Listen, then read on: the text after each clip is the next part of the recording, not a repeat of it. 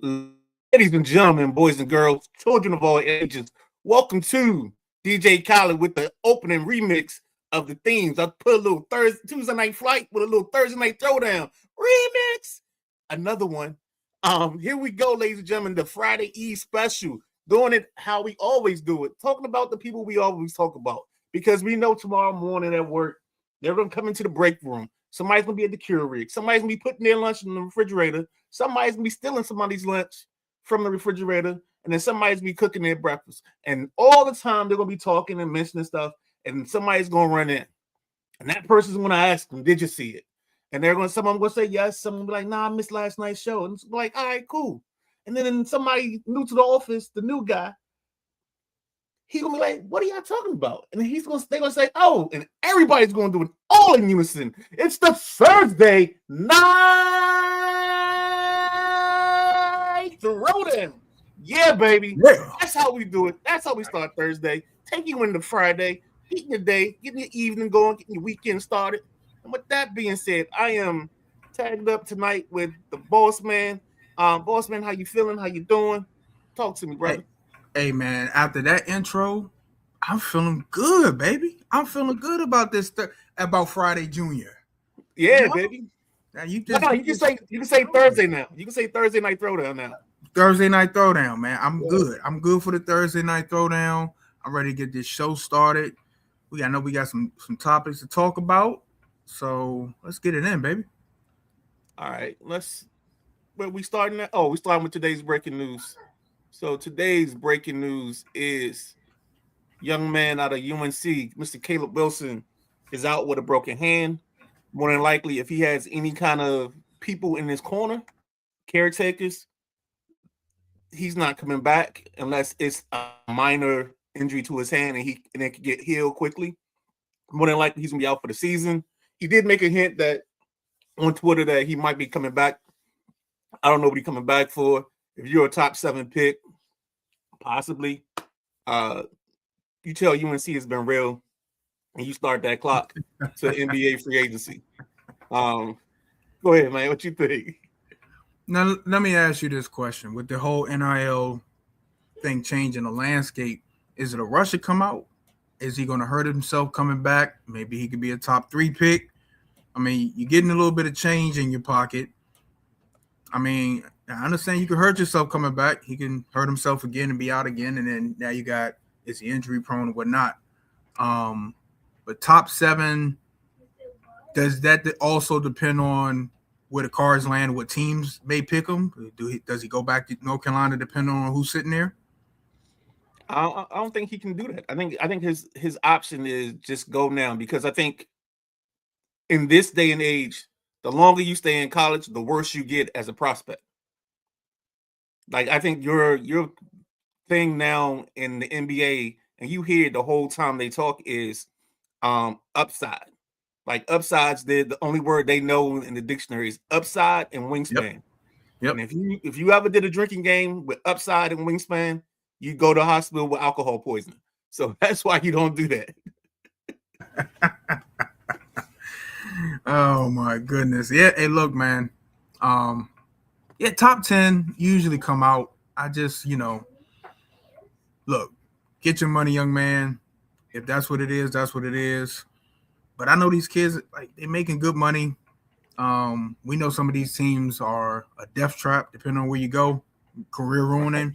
So that's why I said, depending on these mock drafts, depending on who he has in his corner, guiding him. Like, let me ask you this. If you're him, if you're this young man, what team would make you go back into the draft? It's almost a lock. You got 2 teams. Give me 2 teams in that 6, 7, 8 spot where you like, nah, I'm gonna go back to North Carolina. Well, once you declare and you make it that long in the process, you can't really come back. Like, you gotta hop out before they even do the lottery, so you don't really get that option. So most people will do with who's the kid last year? Ace Bailey was trying to force his way to Washington. So he didn't do a lot of camps and workouts for teams. So that kind of pushed him down. But Utah was like, we don't care. We pick you no matter what. Yes. And yes. so And the scary thing is now, if Utah can add another good piece, Utah could be scary, dangerous next year with JJJ Jackson, Jaren Jackson Jr. With Markkinen and you have and you add somebody and Ace Bailey. I mean, good guys. You got bigs for days. Now all you gotta do is just get some guard play and you can do something out here. Yeah, Because yeah. I mean, one good big, I mean, three good bigs, and then you get a guard to go with them.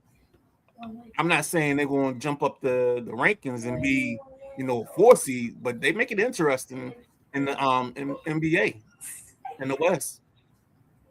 So Because let me reformulate that question a bit. What's the team you skipping? What's the team you skipping a workout for? If you're Wilson, give me 2 teams you skipping workouts for, trying to avoid them. Sacramento is one for sure. And 2, I'm definitely going to Indiana.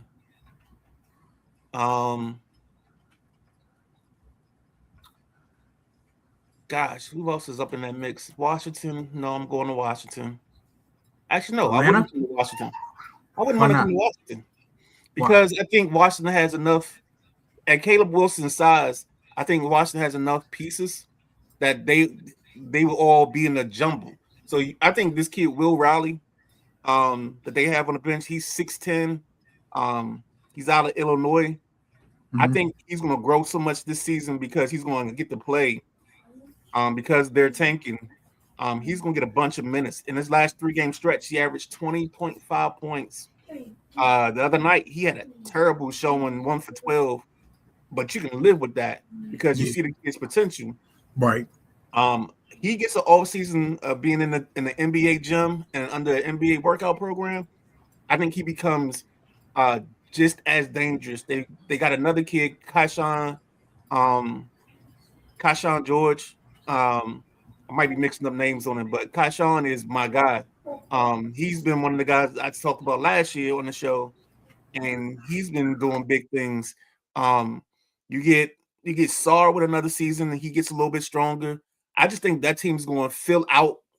You got Anthony Davis already there, so I just think from a playtime point, I don't know if he would want to fit in or try to fit in there because I think there's too much around where he plays at. Log jam.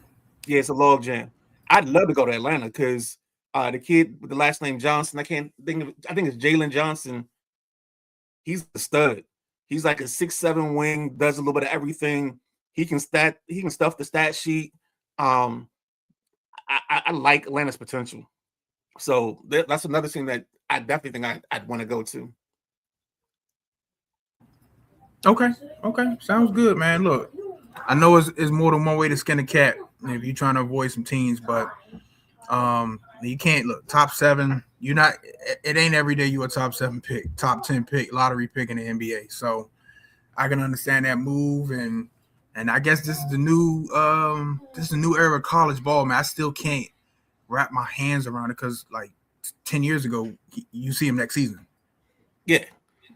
He's next season, and he's trying to prove himself and improve his draft stock and everything else. And now it's like, and I think that's where some of these, you talked about it, and I like the way you brought the point up about the NIL. I think if you're a guy, I'll go ahead and Chris Collinsworth it. Now here's a guy, the kid Chambliss from. Here's a guy. Now here's a guy from Mississippi, Mr. Chambliss, who's fighting for his 6th year. He got it. He did get it. He got it. He won. Okay. Yeah, he won it. Because I think the reason he's not ready to go to the league, because I don't think he feels like he's going to be a day 1 or a day 2 guy. I think he's going to be an early day 3 guy.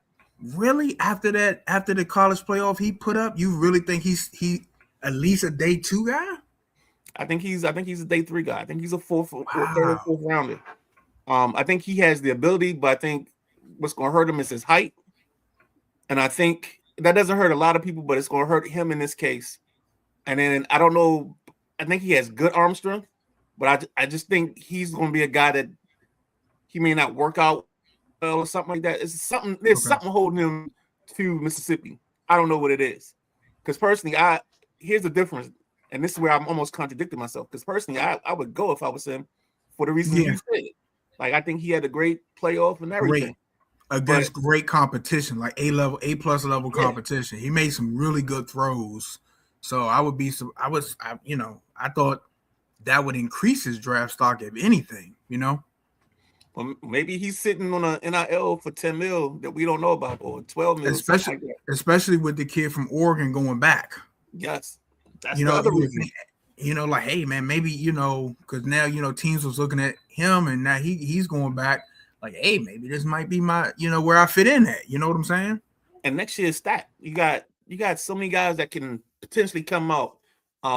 Two guys that were big this year, Lamar Sellers, he's going to be eligible. You get Dante Moore back in the thing. He's another person.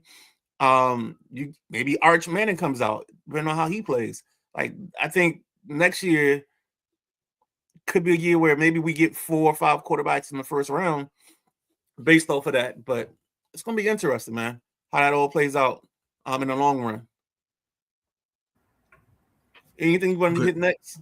I'll let you do the playlist. You want to let me do the playlist? Yeah, I'll let you do the playlist. All right, real quick.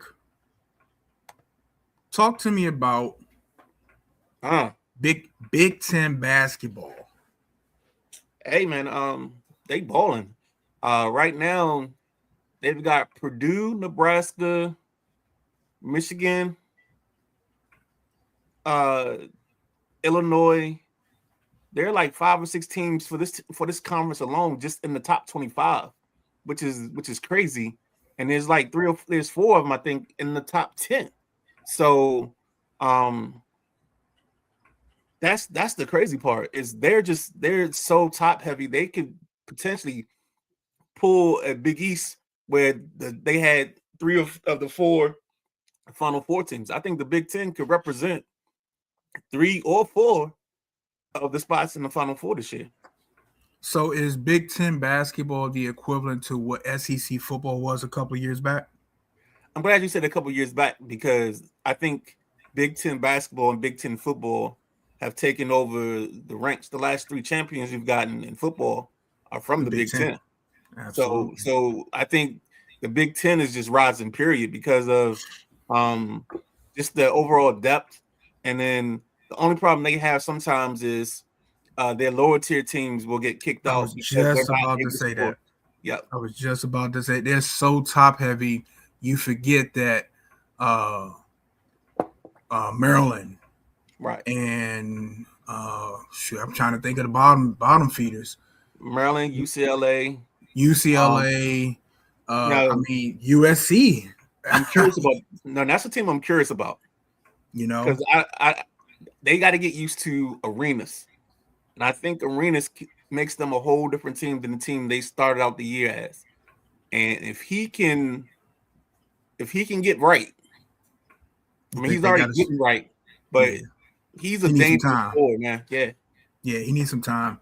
You know what's going to set those teams back? And the UCLA basketball coach said something about it, and kind of complaining about the schedule and the travel. Like, I think that's going to be the killer for those West Coast Big Ten teams, because 95% of your schools are Michigan, Ohio State, Maryland. You have to come. You're going to be bouncing back and forth, and you got to figure out how you can balance that, and still play competitive ball, because that is a big issue. You come across, you to play the whole game at UCLA. Now you got to travel to Maryland. Now you got a game in Michigan State. Now you got to go back to UCLA. Then you play USC, and then you got to come to Penn State or something. That's a lot of miles, right? So their workaround is trying to make them play like 2 or 3 games in the area. So like if you come to the East Coast, you get Maryland, Penn State, and maybe Rutgers, and then you go back. Now, of course, this. So are they staying on the East Coast when that happens? Yes, they don't fly back. So that's another thing. That's money. I mean, I mean, I'm about to say that's money, but that's still energy draining because you're not home. Right. Well, not home, quote unquote. You're not home. You're staying in hotels. You're in a foreign place. You got limits on where you could go because you're out with the team. So that's it's definitely something that to keep an eye on for those West Coast teams. Let me ask you this: with the Big Ten dominating football and basketball right now, do you see maybe a conference making some adjustments, maybe pulling in a couple teams to the SEC or another conference to compete? Because like the Big Ten is getting all the shine, all the money, all the big boys are in the Big Ten right now. Like you said, last three national champions on the football side, Big Ten. Where if where do you see something happening? Maybe a conference adjustment, maybe some buyouts, maybe somebody throwing some money at one of these, maybe top that 10-5 Big Ten school, be like, we'll give you whatever you want if you come here. I love the question. But let's not forget the Florida Gators were the reigning champs in basketball. So the SEC has that claim that they can stick to. I think this is a world where we live in an SEC Big Ten battle every year for titles. And then you might have an add-on on the outside. But yeah, I think this is a situation where because Florida looks really good this year. Tennessee can't score, but Tennessee has its ups and downs. Team like Duke, you got UConn back in the top. So basketball is still you can still have teams up there. Virginia's playing some good basketball. So it's gonna even itself out. And that's why I love the field of 64, because the field of 64, any given night and on the wrong spot. Given night. Yeah. Any given night. Any team now, especially with, I keep saying it, especially with the NIL universe, all of a sudden you got you get this 6'10" kid and you get this lightning in a bottle guard, all of a sudden it's magic. You know? Well, you get that kid that played at a mid-major 2 years ago. You know, he's on year 3. Yep. You know, he fits what you like because you don't feel like raising the 18-year-old. So you go get the 20-year-old, put a couple dollars in his pocket, and he's ready to go. He know your offense, and it's magic. So, this is gonna be interesting, man. It's gonna be interesting. I want to see how long, if the Big Ten start dominating basketball, also maybe get a couple championships. Are we gonna, we're gonna hear some crying? The Big Ten's too dominant. They got too much money. I just want to sit back and watch this because this is the new landscape of college sports where there is no blueprint now for this. Nope. It's the loyalty is about dollars. So it's going to be interesting to see when you got Big Ten basketball what it is, Big Ten football what it is. Like I said, it's 3 or 4 good Big Ten football schools, and then there's a drop off a cliff into a spike pit.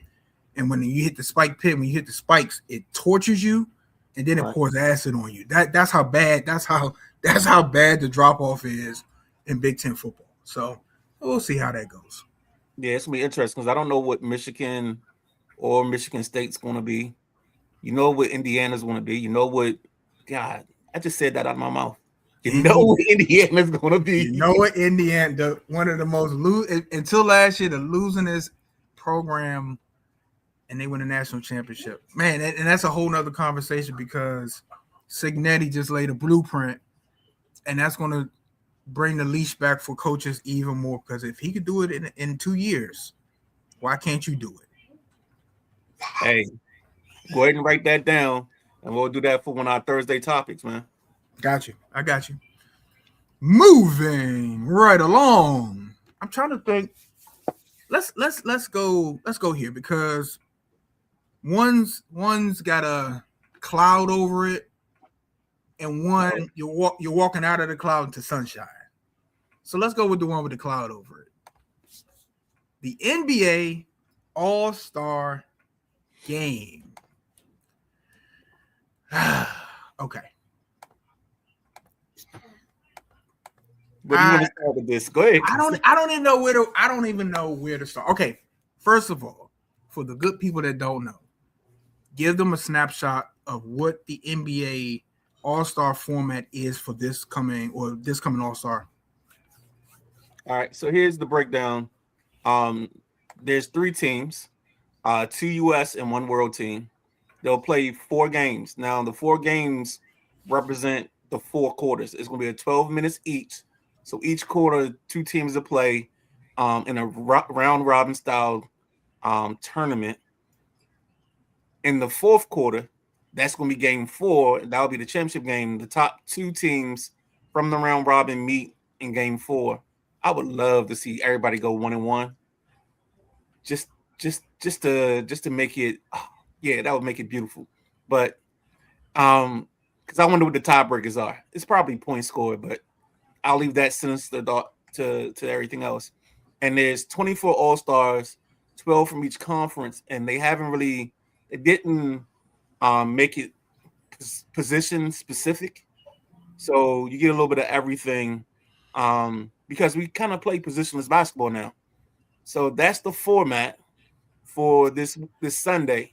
So when you turn your TV on and you keep seeing new teams or new people come on the court, just understand that's part of the round robin. So quarters 1, 2, and 3 are your round robin games. Quarter 4 is for the All-Star Game championship or whatever. But this is all an attempt by your man, Adam Silver, to make this interesting. He's got a heavy stuff on his plate when it comes to this. Very heavy. And I don't want to put this all on Adam Silver because a lot of this over the last couple of years has been effort from the players and the lack of just interest in the game. Period. This used to be, and look, I know I'm gonna sound like another old head on the internet, but this game used to be. Hold that thought, because I agree with that thought. Because we want to. I'm gonna ask you about that. We're gonna talk about that in a second. Okay. So now, this right here, I'm willing to give it a chance because, like, for me, today's NBA, it's just. I know a lot of people say it's just hard to watch. It's hard to watch this and on the game I grew up on. Like you're trying to shift, and every time I shift to watch it, I hit a brick wall. Mm-hmm. Because it's like you get down there, and now you done had 10 possessions back and forth, 5 each, and it just missing shots. It's just cold. It's ice cold. But when it's hot, of course, it's like playoff baseball. It's hot. You like bang, bang, bang. All right, we scoring. But just the lack of physicality, the lack of defense, and sometimes it's just a lack of effort. So this right here, I'm willing to give it a shot. I'll tune in to see what this is. I just think it's going to be a mess. I think it's going to be a mess because it's not. This is the first time it's been implemented. So hopefully they got something where they're showing these players how this is going to go, so it transitions smoothly. But I'm willing to give it a shot, Ryder. So don't forget, last year they did this similar kind of this format, but the format was you had a U.S. team. No, you had team 1, team 2, team 3, and then team 4 was made up of like the rising stars. So, and then Draymond complained about that because they didn't deserve to be all-stars, play in the all-star game, and he was right in that complaint. So this weekend or this stretch is just the one thing I give them credit for is trying. Like you can't blame them for trying to throw everything at the wall and getting something to stick. And they also have the issue now because the media has homed in on it is the tanking. That's going to be you're going to hear tanking. Yes. A whole bunch because it's on everybody's mind. I mean, the Utah Jazz the other night were up, like going into the 4th quarter, and Lauri Markkanen and Jared Jackson Jr. didn't play the whole 4th quarter. So that's becoming an issue. Then it's the number of teams doing it. you're gonna see some top heavy records because teams are gonna be playing some of these teams that their picks are protected and they trying to finish in the bottom 4 to bottom 5, like a team like the Wizards. There's gonna be a lot of mysterious sicknesses, hamstrings. I mean, Cam Whitmore got something about it. He got weak veins, so Cam Whitmore's out for the rest of the season. I mean, it's I'm calling my job tomorrow. Weak veins. That's it, baby. That's it. Hey, segment Real we do quick. on Thursdays. You I dropped don't him. think he's ready yet. Okay. We'll get him. He must have had some background noise. Because he shook me off. So let me see if he can get positioned to a better space because I know he's live at the Spalding game. I gotta tell you, man, that's gotta be fun because the student sections have taken the jack. Yes, they have. Got like a nice buzz going. I know I brought this up to you earlier, but the 21st next weekend at Oxon Hill High School, they've got the big wrestling event, and they've asked Coach Mark at Laurel asked us to come out and do some interviews and try to talk to some of the kids. You know what I'm saying? Get them a low exposure that we give the basketball teams and everything, because that's the big thing for us. Giving everybody a little bit of love all across the realm. And I think the ladies start flag. I want to say the first flag game for the ladies is April 6th.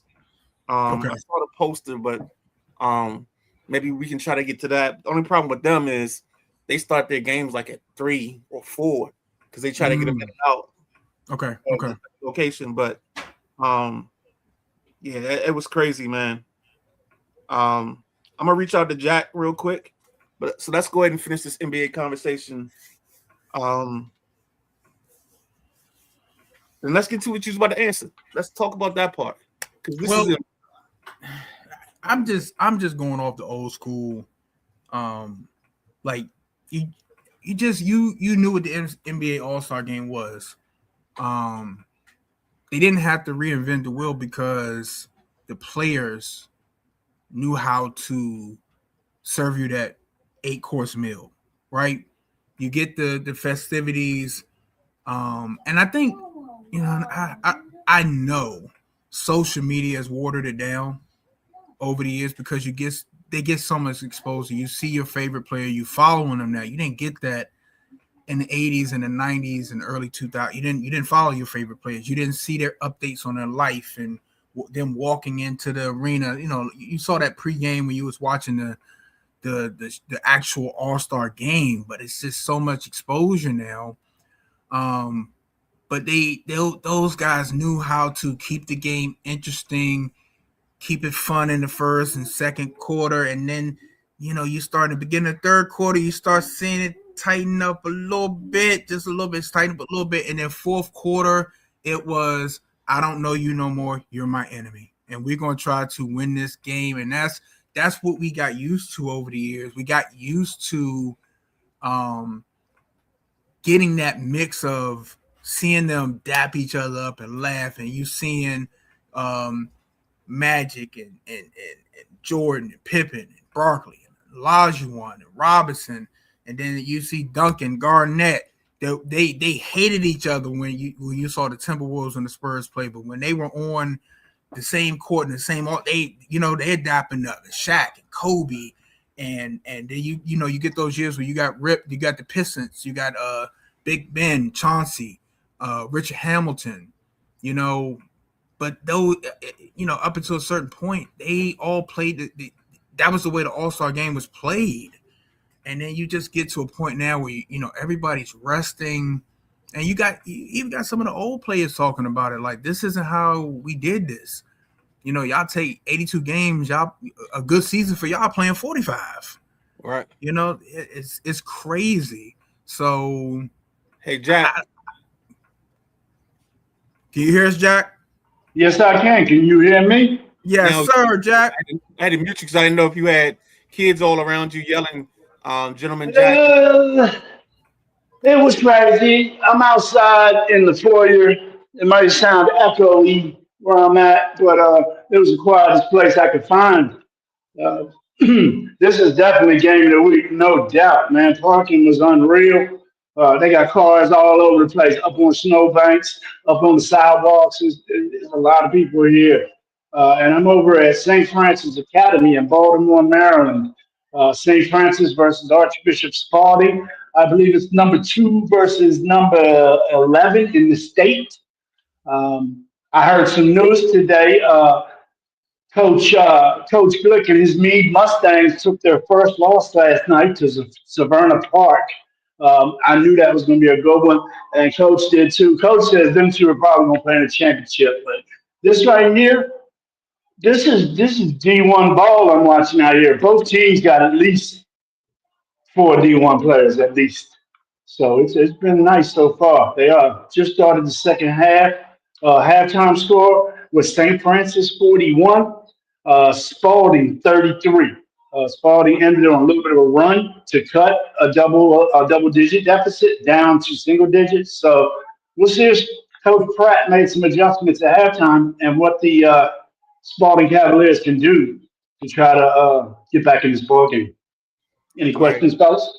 I got a big question. I need you to, if you can, take another step back or push the shirt up a little bit so you can see the logo. Don't go out the thing. Show them the logo in the passenger seat merch already. Gentleman Jack podcast. Then he got the sideline. Oh, That Joe hot. and then show him the arm because you gotta give him the sideline junkies. There it is. That Joe hot. Yeah, it's fire. It's fire. Got to represent every time we come out, man. We'll make a hat next. So, yeah, everybody wants some merch, holler at me. That comes with a price tag, though. Holler at me. What else? Anything else you want to drop? We'll talk about before we get out. Because I know Yeah, you guys want to watch the game. Yeah, before I let y'all go, yeah, I definitely want to go watch this, man. These two teams, I mean, you know what's out here. St. Francis Academy. It don't matter what ball they're playing with. These sports are hot up here at this school. And then Archbishop Spalding always been hot. So, but tomorrow night, I'm gonna cut my drive in half tomorrow night. I'm just gonna go to Crofton. Check out the Annapolis versus Crofton matchup. I got what's called DM from a parent says I need to see Crofton. They got a guy out there who's second in the state in rebounds, getting 11 boards a game. That's the kind of glass cleaner I want to go see. So I just love it when coaches or parents reach out to us and say, "Hey, come check me out." So also, the Sideline Junkies Podcast Network whole crew is going to try to get out to Laurel High School on the 21st, I believe it is, Midnight Rider, for that wrestling event. It's Oxon Hill. I thought it was at Laurel, but it's actually at Oxon Hill. Okay. So we're still acquiring information. Pay attention, and we'll drop it as we get it. So times, exact locations, maybe even a match schedule. We'll get you what we can. So yeah, we're trying to stay on the scene with this hot high school sports in the state of Maryland. Well, just to give you another heads up, PVA boxing is at Rosecroft on the 21st as well. So that's right. So we got a couple of events we might want to try to hit and talk to people on and make sure we're able to do some interviews with. But buddy, go watch the game, enjoy yourself, keep up the good work, man. That hat is torch too. I like that hat. With that do you? Yes, sir. Do you? Yes, sir. All right, man. I'll catch you later, baby. All right, man. Be easy. Bet. Ladies and gentlemen, that was Gentleman Jack out and about, touching the people, doing his thing. Man, my guy is doing big things, having the ball. He told me about the shirts. I didn't want to break the news to you before he did the shirts. I had insider information. I gotta protect my source, being a podcast journalist, so I couldn't give you up the goods. But yeah, that shirt is nice, man. That shirt is real nice. It's very, very nice. Very nice shirt. I love it in the passenger seat. It came out really nice on the shirt, front and back, and then that Sideline Junkies arm patch. That's weird. That's what's up, man. That's what's up. Yeah, man. All right, so we were still talking about the All-Star game when Jack jumped in. I really want to get your opinion because I remember there used to be a time, what was it, early, I'll say 99, the 90s and the early 2000s. Because this kind of fell right around Valentine's weekend.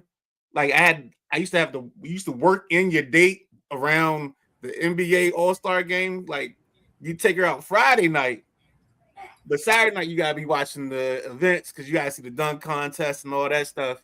Or you take it somewhere where they got, you take it to a place where they got TVs so you can still Exactly. watch the dunk contest and everything. Hey man, I'm terrible, dog. I tell you And what. no, if you had the right woman, the right lady with you, she was very understanding of that. And you could go to, so you say 99 2000, you can go to ESPN Zone. Yep. You could go to, geez, I'm about to show my age. You could go to Jillian's and the Rundle Mills. You can go to these places on Fridays or something and watch the game and chill. But some of the ladies weren't having that. You weren't doing anything on 1/4, February 1/4. You weren't doing any, and you back then you weren't watching it on your phone. You got, like I said, you got so much at your fingertips. I'd be out watching the games on my phone now. Watching the highlights and the updates now. So yeah, man, it's so funny. Like I tell every woman that I've ever dated, like if we together for a long time, like a couple years, you gonna understand, and you better get in your mind that anything you want to do on a Saturday or Sunday, you want to do it from February to August 12th. That's your window. Oh, you get you giving up spring training in the start of the baseball season? Yeah, I'll give them that because baseball is so many games. It's different. It's not like the football where it's just once a week and it's boom. College on Saturday, football and pro on Sunday. I got you. Yeah. It's like I had an argument with my friends. My buddy, my roommate in college at the time, got married on opening day of at that time it was called Jack Kent Cooke Stadium, and at that time I had my season tickets. And everybody in the school, like, yo, you going to the wedding? I'm like, nah, I'm going to the Redskin game. And they was like, nah, man.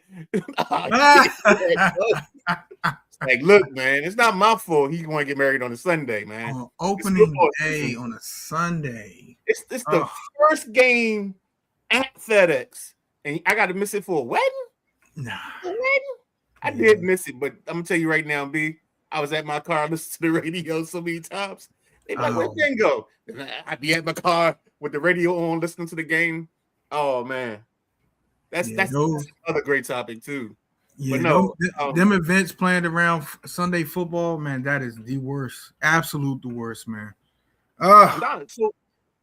So growing up, my family had a rule because most of them had There's one side of me didn't really watch football, and there's the other side that lived and breathed it. Our hearts. We breathe it. It's our lifestyle. And I remember all the time they be like, if the Redskins play at home, I don't care what your event is, we ain't coming. Just letting them know off the break. And if it's a away game, you better have a TV. Like our church has a TV in the, it's called the Panorama Room. And if you ever done a go-go, whatever, you know what the Panorama Room is in Southeast DC. They got a projector screen TV also we could watch the Redskins on Sundays if there was like an event or something was happening. It's a way of life, man. Look, look, you want us to come? Yeah. Make it easier. Exactly. Oh, yeah, I'll come. But look, I just need something. I need something on the screen here. Okay. I need a little help. That's all I'm asking. I'm asking. That's crazy, man. That's crazy. Sorry to take us off on a tangent, but no, that's All-Star game was that like that for me. I used to always take time out. Now, yeah, if I catch it, I catch it. I think the big thing I watch is I'll watch the celebrity game and realize that I don't know who any of the celebrities are. None of them. I might know one. We should have done that today. That should have been our game today. Is do you know this celebrity and see how many we knew out of the whole group in the celebrity game. We could cook that up. We'll cook it up. We'll cook it up. Because I mean, the crazy thing, even after the game, I'm still not going to know who they are. Right. That's the crazy part. Like, yeah, it's just so like we can cook that up. Don't worry about it. But look, let's get out of that, and let's get into. Remember, I was saying one had a cloud over it, and one is a cloud when you walk into the sunshine. You're like, man, it feel good out here. We talking about spring training. And I think there's still a cloud, BJ. I think there's still No. I ain't talking about the Nationals. I'm talking about general baseball is back. Spring training, pitches and catches report. Let's go down to Florida. It's time to get this thing started. And in March? Late March? Middle March? Yeah, it's towards the end of March. Because I think we do our baseball extravaganza on the 23rd. And I think it's the 2026 they start? I think they start shortly after that. Okay, yeah. So, look, we're going to play, and I know big guy KG's probably watching something. We're going to play a segment. And this is paying homage to, we always talk about Team 980, Sports Talk 980, and kind of where we got our roots from, wanting to participate and talk about sports. John Thompson had a segment called Joe the Fan. And we're going to run that segment right now because as Joe the Fan myself, as that casual peek in and out Nationals fan to see what they're doing, I need to know about this team, Midnight Rider. I need to know, first of all, give me the general outlook as a fan. What am I expecting from this Washington Nationals team? What's the ceiling? What's the floor? What's the reality? Great question. And I don't have a lot of optimism. I think this team is going to be like a 65 to a 70, a 65. Yeah, I think it's a 65 win ball club because I'm still looking at this roster. I'm trying to figure out who the pitchers are. You traded your best pitcher, but you had to. I understand that move. Your infield, maybe Garcia plays first. I'd much rather Garcia play baseball in any other state any other city besides Washington. I think they got it backwards playing second and short. I think CJ Abrams should be your second baseman and Nasim Nunez should be your shortstop. But that's also because I think Nasim Nunez is the better fielder. And I'd rather have my better fielder and my better athlete at short, even though CJ Abrams is a great athlete. No, that makes sense. Even a casual baseball fan, I know you want your best athlete at shortstop. Okay. Yeah, and the only problem with that is CJ Abrams is a great athlete, but defensively he struggles, and you don't have that struggle with Nunez. Nunez's only issue is, can he be a bat? So that's going to be his dilemma the whole season. Third base is Brady House. He's going to give you a solid. You just got to worry about, is his power going to translate? He had power in the minors. He didn't hit for power when he came up this last season. So will that translate or will that transfer? Outfield, James Wood had the spoon in the second half and struck out a ton. So the question for him becomes, can we cut down on the strikeouts? Can we get back to who the person we were the first half of the baseball season, not who we were the second half? Because if that happens, you got an MVP candidate. You got a guy that's going to be on every top list in terms of all-stars and everything else. Field, more than likely, I think they're going to go Dylan Cruz. I think Cruz gives you a better balance. I think Jacob Young just can't hit enough to be an everyday center fielder on a team that's struggling with offense. If he went to like the Yankees or somebody like that, he'd be perfect because his bat wouldn't matter. He can use his speed. Only problem with him. Let me stop you right there. What? Okay, if you got a weak bat center fielder, plays great defense, what are you doing? What do you need to hide that in terms of bats? So we would hit him ninth. Okay. And then what we would want him to do, because this is exactly the plan with Jacob Young, is you bat him ninth, and if he gets on base, he becomes your second leadoff person because now he can steal a base and create some havoc on the base path. Whereas if he's, and that's why you want him on a good team, not a team that's struggling to get hits. Because here he's going to struggle, and it's going to be it's going to be pronounced. Whereas if he's somewhere else, You can hide him better. you can hide him better, and because you don't need his you need him for defense. Okay. Because so you say you got an outfield like Aaron Judge and Bellinger. Mhm. You can put him in center, and he can cover the whole outfield, and he cuts down on how much ground they have to cover. Okay. As an outfielder. So that's where you can hide him because his defense will give you. I always like to say defense can save you runs as much as it gives up runs. Absolutely. And that's why I have this issue with the Nunez and Abrams thing, because I prefer the better fielder to be at short than at second. So that's where I see that difference coming in. For sure. Right field, you probably gonna have the kid Dylan Lau, who played out of his mind the second half of last season.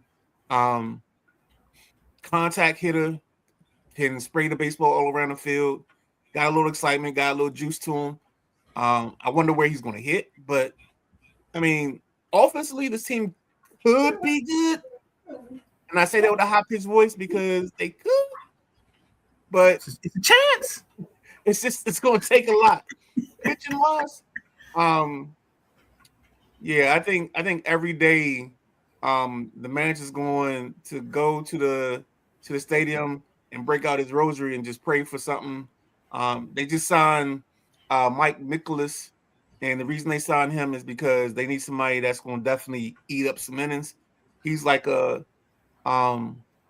he's a middle of the road pitcher.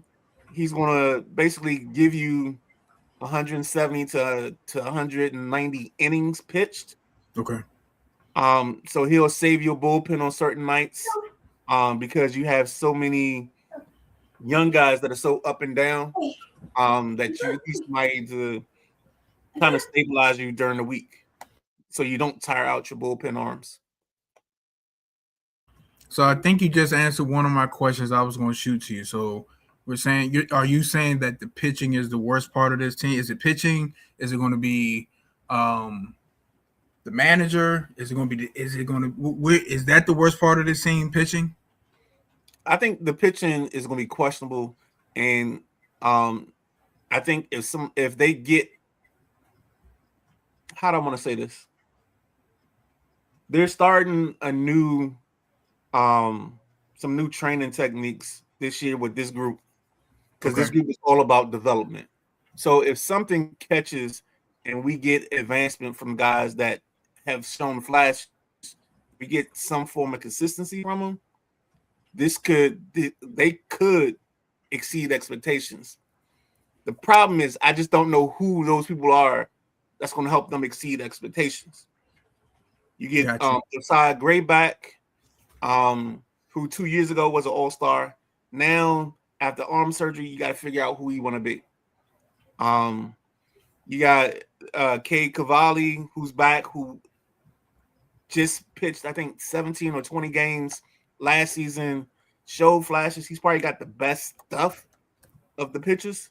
The only problem is they need some help around him. And this team, and this is where I'm talking about defense. Last year, they had one of the worst defensive scores as a team. And when you do that behind young pitchers, you give up extra outs. And that's the part you don't want. You want them to be as on point in terms of outs and things of that nature, to get you through. They brought a guy, Forrest Griffin, from Japan, who was pitching he was dominant in Japan. I just don't know what he's going to be here. Okay. Like, I just don't know. You just don't know how he's going to translate, because he's kind of a journeyman. Couple of other younger pitchers, just guys, they struggled last year. So it's going to be, this all season is going to be really about the organizations putting the organization putting money into player development. And if they get that player development piece right, they can make it work. But I'm leery because there's just a lot of question marks. There's more question marks than there are answers. Does that make sense? No. It makes complete sense. This sounds like, is this a full rebuild? Is this in the midst of a rebuild? Where we at with this? Like, I know you said this is a young team, so is this a complete flat out rebuild? Do we need to do some tanking here to try to get the number No, one I got you. number one pick next year? The problem is, I can't remember if this is the year that they have to go, because MLB has a point where if you win the lottery and you pick first, you can't pick in the top 10 the next season. So if that's the case, because I think Willis say that again for our NBA fans. Say that again. So the MLB has a rule where if you pick first, I think if you pick in the top 3, you can't be in the top 3 the next season.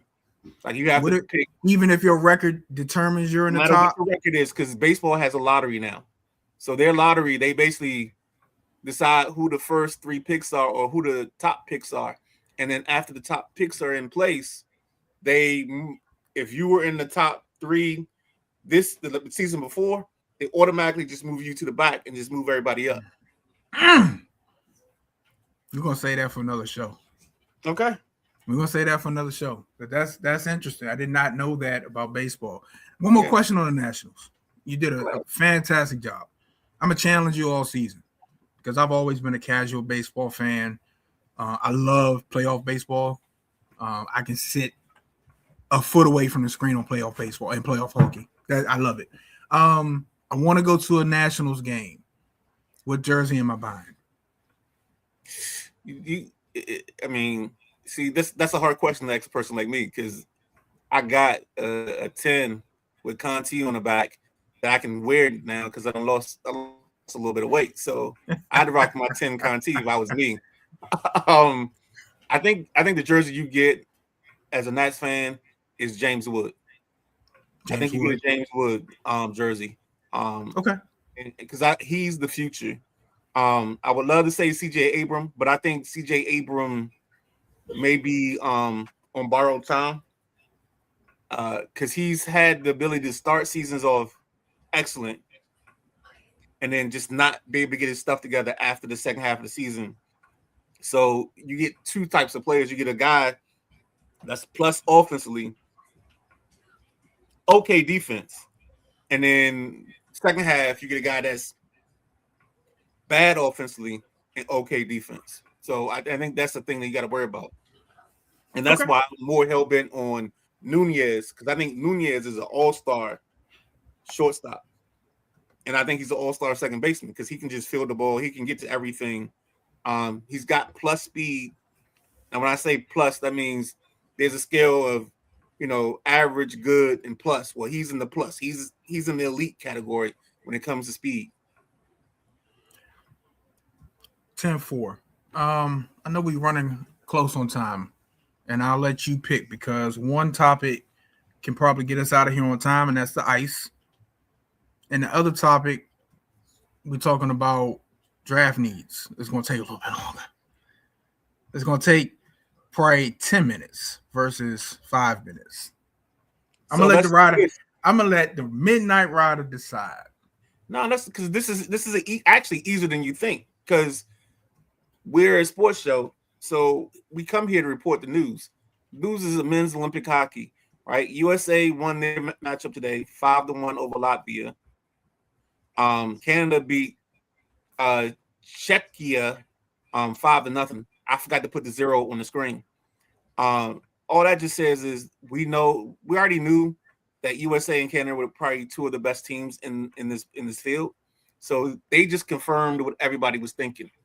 Who's the competition? I wish Matty Ice was in. Who's the competition for those 2 teams?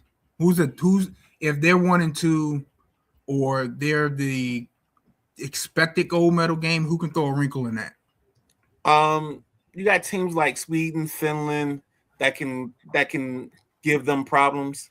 So basically they made a group A. Their group A are the 5 best teams in hockey in the world, and then they made a second division. So basically, those 5 teams get free ride into group play. I mean, I'm sorry, into the tournament, and then they take the next 3 best teams from the other group. So this is set up to make sure we get the best of the best to play each other, but not have to kill each other getting there, because there's no need in doing that. It makes it a better format. So that's the hockey piece. So, and that's the reason why I did it that way, because now we can talk a little bit of football, and we can go a little bit. We don't have to spend a whole bunch of time on this. We got. I know we up against the hour, but I mean, come on, you the boss. If you can, then who can? If not now, when? You know what I'm saying? I just don't want to take any heat, because I be setting the rules down, and then big guy love busting my chops, man. You know what I'm saying? Oh, that wasn't an hour, So well, I kind of set you up because I didn't take any breaks on purpose, because you didn't say anything. So it's all good. It's all good. We're good. I'm gonna find the breaks in here regardless. Trust me. So man. Let me start with you, man. Bills fan, like, what are things you want to see your team get? And I don't even care about what the needs that, like, the draft gods say. As we're gonna go back to Joe the fan. As Joe the fan, like, what's something you want to see your team acquire in this upcoming draft? I'm gonna say something. We were missing a piece, Maxwell Harrison, one our cornerback, going in the playoffs. I think he would have made a big difference. He was a baller, man, and Cole Bishop has turned out to be a baller. But you see the drop off when Dane Jackson had to come in. I forgot the Dane Jackson. I forgot the other guy, but both of them let touchdowns in the first play they came in. So here's the thing. A bad cornerback can be an average cornerback with a great pass rush. Right. Okay. This is something that me and Flying Brian has been saying. This Bills team has allowed 32 points a game their last 6 playoff games. They've had zero to no pass rush. Their last sack from a defensive end came from Jerry Hughes in the 2020 AFC Championship game. All right, it's 2026. They need to find somebody that can rush the passer, because what you got up front right now, you got to make a decision on Ed Oliver. You got to make a decision if you want to bring Joey Bosa back. I think he was a upgraded version of Von Miller. You can still see he had a little bit more juice than Von when Von was in Buffalo. He definitely has more juice. He doesn't have that explosiveness he had when he was with the Chargers, of course. Right. Whatever happened to Greg Russo and AJ Epinesa, it's a mystery. It's like they're floating around. Like, because AJ Epinesa in the Jaguars game, 2 tips. Right. And it's, and so those plays, those aren't sacks, but those are big plays. Then I didn't even hear Greg Russo name called. Mm-hmm. You have to find, and it can't, you can get guys off the street, but you gotta figure out. And that's why I love the Jim Leonhard hire. I love defensive guy, old Buffalo guy. He's going to get that locker room respect because he played defense. He might have been the greatest guy on the field, but he was one of those guys, he would knock himself out to make a tackle. You know what I'm saying? You can't coach that. University of Wisconsin. So they have to figure out pass rush. I'm okay with what they got at receiver if they bring Brandon Cooks back. I'm okay with that. That doesn't have to be the first the pick, wherever we're picking at 26th, 27th. they have to find somebody that can rush the passer, Ryder. It has to be, and it has to be a home run. This is unfortunate for Joe Brady. You get a first-year coach, and it's like, hey, guess what? Your expectations is to win a Super Bowl, not to come rebuild a team, not to, get us out of the gutter, not what Sean McDermott came into. Hey, we've been losing for 20 years. Can you change the culture? Now the culture's changed. You got an MVP quarterback. You have probably the best back in the league, or if not, he's 2 or 3, depending on what list you're getting your information from.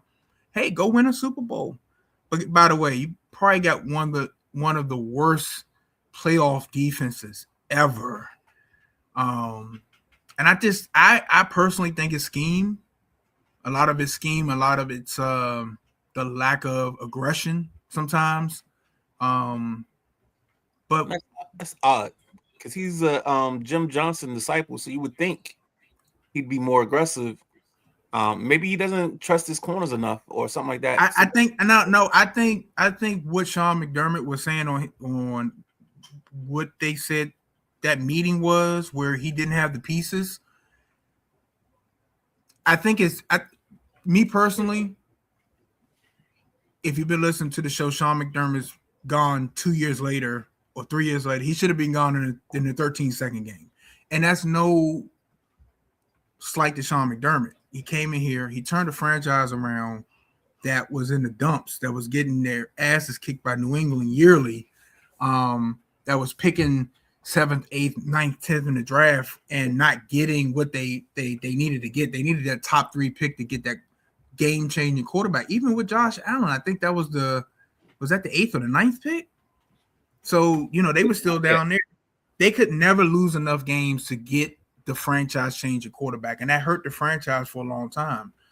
But I think when you look at Sean McDermott defense, they're just so passive. And I think that was Jerry Hughes that said something about that 13-second game. I think he was saying he lost a lot of the locker room on that game, not being aggressive. But you can see it at times. You can see the soft zones. You can see, and then when they do blitz, it doesn't. They never come. They blitz 5, 6, 7 people, and it's picked up. It's not well drawn out, and it's confusing because he's supposed to be a defensive guy, and it's just like. But you can see it in the stats because you look at the Bills all defensively statistically, and they're the top 5 pass defense in the league. Right. You know what I'm saying? You see it statistically. But what do I always say, Ryder? What have I been saying on this show since you've been on this show? I said, if you match up Sean McDermott with the top 4 or 5 AFC coaches, and he has to – now you have to sim the game, and you have to call the plays. He's not going to out-call Andy Reid. He's not going to call the boy from Cincinnati. He's not going to out – Liam Cohen, I think. The Jaguars, he's not going to, when it comes to play calling and decision making that affects the team later in the game, that's not Sean McDermott. So, long story short, I know went on a little rant there. They have to find, and then the thing is, what defense are they coming out next year? Is it 3-4? Is it 4-3? What are they doing next year? I don't know on the top of my head what the Broncos are running. So do you go 3-4? Do you get, a guy that can play the edge on the weak side that can, now you can blitz? Are you going to go get in the box safety? I mean, I think Cole Bishop is that because he is aggressive. Is he a hard hitter? No, I think he's one of them guys. He got a really high motor, not necessarily a hard hitter. When you know how they say you move fast don't mean you're doing a whole bunch. But now Cole is cool. I like Cole. I think he's more of a finesse box safety, if that makes sense. Mm-hmm. If that makes sense, he's a finesse. More of a tackler than a hitter. Yeah, there you go. He could tackle you. He's a strategic hitter. Right. He's not going to lay you out. He's going to get you by the ankles. He's going to tackle you the proper way. He's going to put himself in a position where it's going to be hard to get past him. So You gotta figure some things out. I think you come back with Tre'Davious White. He should have won comeback player of the year. Mm-hmm. I really, because you talking about ACL. He goes to the Ravens, he goes to the Rams, and then he comes here and plays Pro Bowl like shut down. It was a couple plays in the Jaguar games. He say the tip is the tip interception that Cole Bishop finished off the game with. That was from Tre'Davious White. But it was a couple plays that game. Trevor Lawrence threw an end zone pass and Trey White had his hands on it. He just couldn't bring it in. It was a couple of those plays. I think he had maybe 2 or 3 of those, and then he finally had to tip to end the game. But pass rush. They got to figure something out. They got to sit down. But that's if they're willing to be real with themselves, because McDermott told them the roster wasn't ready for a Super Bowl. I think that's what got them back. Yeah, I mean, it's the truth, though. It's the truth if your backups come in, your backup safety and your backup cornerback, and they let up touchdowns immediately. I mean, is that coaching or are these players that bad? I think it's a little bit of both. Because I believe Dane Jackson was playing bump and run man in coverage. It's like, come on, man. Like, he just got in the game. Like, I was like, go stand on the white line at the end zone and don't come back. Just go back and stand and just put your hands on your hips, move around real fast, make it look like you're doing something. But I've talked enough, and I know we're going to have these conversations as the NFL draft come. Right. I'm excited for the combine. I love seeing the combine, the players that do participate. You on the clock, you're the Commanders, or we're not in the clock. You're strategizing now. And Chris Russell said something Sunday. What do you do with that pick? Are you getting more? You try to trade back and get more picks, or if it's a certain guy that lands right there for you, who is it? Who are you taking? So I have this thought that I think Kansas City is known to move when they need to move. Absolutely. And you know who the buffoons that move with them every year? Guess who them buffoons is every year? For some reason, the team they can't beat will trade with them. That's how they got Patrick Mahomes. Yes, sir. So go give me a drink. I'll be right back. No, you fine. With that being said, in that thought process, that's why I think I have a full belief that the Kansas City Chiefs will move up to Washington spot and take Jeremiah Love, because I think he's their missing piece. And then Washington can come back and get what they want. Now, I don't think Washington moves from that pick if Carnell Tate is still on the board. That's the wide receiver from Ohio State. You think they're going to go with another wide receiver? Here's the why. Okay. Terry's only got 1 year left on his deal.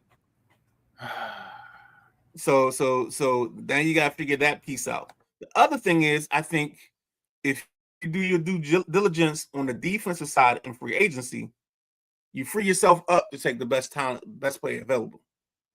So now that could be Jeremiah. If you love Jeremiah Love, not to be redundant or pun intended, but maybe you take him in that spot. I mean, Love is in the air. I mean, Saturday, it's the month of love. Yeah. So if you like Carnell Tate, you take Tate. If you aren't happy with the pass rush, you take, whatever pass rushers left, whether it's Bain, Bailey, or whoever. The person I have my eye on, and I think changes the dynamic of what we do going forward, is the kid Jalen Phillips that the Eagles acquired. I think if we make a run at him and we can get him, I think he makes it to a point where you can be okay with Phillips and Armstrong, so you don't have to get a DN again. You can go with those two, and maybe next year worry about DN. But I think there's a spot in this. I think that 7 spot is interesting because based on where the tackles fall. So it's 2 tackles, one from Miami. I think the other one's from Utah. Goa, and I can't think of the Utah guy's name. Depending on how they fall out, that's one other spot where you can get a trade up offer. Caleb Downs. Because I don't know if they want to go safety. I don't think they go safety. Not that early. So that's another place where I think you can, if a guy's falling and somebody's in love with this guy, maybe that's your trade back.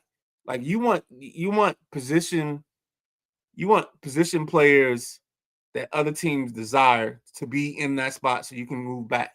And that's how I'm gonna say it. That's how I see it. But I think we need to get a playmaker. It can be on the offense or defensive side. Doesn't matter. So on offense, that first pick is Downs. I'm happy. If it's Bailey, I'm happy. Bain, happy. Tate, happy. Love, happy. But that also depends on what you do before we get to April, before we get to Pittsburgh. That's the kicker. That's the key. Do you go in and do like New England and focus on your defense and get you like 3 impact players, you know what I'm saying, that's coming off of their contracts, and you can make a difference? That's where this whole thing starts, is March. What is it? I think it's March 12th or whatever, when the NFL season opens up. You got tampering period, and you can send people money, even though you've been talking to them since the combine. And without eating shrimp cocktail and having drinks, hey, it's all good. But that's how I see it, man. I'll do more, as we get closer. You know how we do our draft and all that. Absolutely, yeah. We're gonna get we're going knee deep into this. Yeah, and then we got more people that are draft that like the draft, and some people that have converted to liking the draft. So yeah, we're gonna have some fun. So let's go ahead and wrap this up real quick. Any final thoughts? I'm gonna try to get Big Jim for you Saturday. Okay, I heard the conversation. I heard you. I heard you kept asking him. Yeah, I'm gonna try to see if I can get him to pop on and make his appearance on the gridiron on Saturday 11:30. But nah, man, look, you'll be seeing more of me. I'll be back. I'm gonna float back and forth. Yeah. Also, don't forget, he talked about the gridiron at 11:30 on Saturday. At 9 p.m., we got the WrestleManiacs. And then, of course, at 11 a.m. on Sunday, there's no better way to start your week than the Sunday Rise. Also, tomorrow at a certain point in time, probably 9 or 10 a.m., this show right here will be available in the audio feature, where you can listen to it on any of your podcast platforms, whether it's Podbean Podcast, Spotify, iTunes, or whatever other places there are. If you can get a podcast there, you can get us. I think the only one we don't have right now is Odyssey. So please, we're working on that. Please check that out. Oh, and I forgot iHeartRadio. So that's another option. And with that being said, for the boss B, from the Midnight Rider, this is the Thursday Night Throwdown. We want to thank you for hanging out with us and doing this. And we'll catch you